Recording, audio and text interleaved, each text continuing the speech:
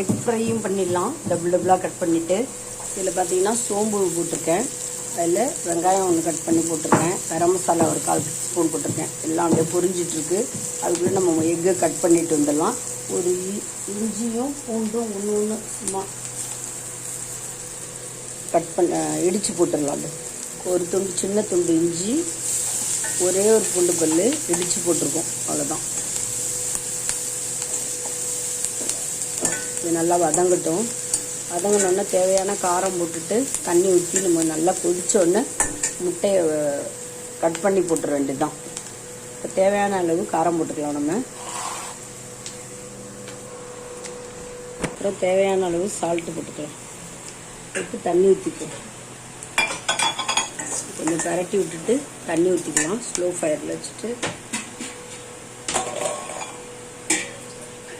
தண்ணியில் முட்டை வந்து டபுளாக கட் பண்ணி மசாலாவில் போட்டாச்சுங்க. நல்லா காரசாரமாக ஏறி ரொம்ப எம்மியாக இருக்கும். சாத்துலி பசங்க சாப்பிட்லாம், சைட் டிஷ்ஷாக வந்து போட்டு சாப்பிட்லாம்.